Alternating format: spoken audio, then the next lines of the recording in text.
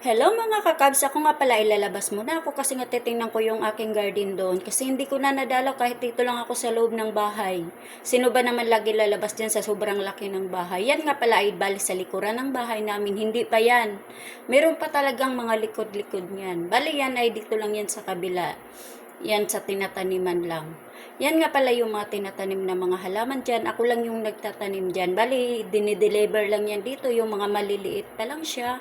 At yan nga pala ay meron din akong tinatanim na bago dyan. Bali, yung tinatanim ko nga ay buto pa lang. Hindi ko alam kung anong halaman nun. Basta naka-deliver lang yun dito na nakalagay siya sa garapon. Tapos yan, tinatanim ko dyan.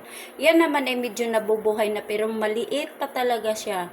Tinitingnan ko kasi pag hindi ako yung nagbubuhos, yung mga kasama ko dito, basta lang sila nagbubuhos, tapos nasisira yung mga tinatanim ko dyan. Ayan nga pala, pagkatapos ko doon, may dumating nga palang deliver. Ay syempre tinitingnan ko muna, baka mamaya mali-mali yung dinideliver, saan natin nahabulin yun.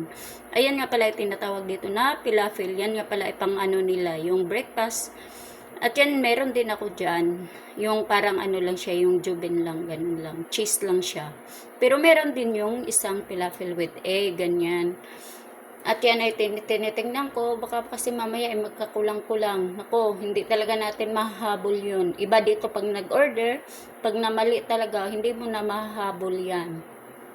Hindi katulad sa Pilipinas, pag namali ka, ang dami ng mga ano dito na mapag namali. Hindi naman ano na sinisisi yung mga nagde-deliver. Ayan, akin na nga yan, tinitingnan talaga siya. At yan, meron naman siyang ano yung cubes na kasama. Pero hindi ko alam kung saan gagamitin yan. Siguro doon sa pilafil din yan. At nagalis na rin ako ng isa dyan kasi akin na yung isa. Tapos, bali partner lang yan sa may Pepsi, ganyan. Depende lang kung ano yung partner, kung sa chai or coffee or ano. Okay na yan sa kanila.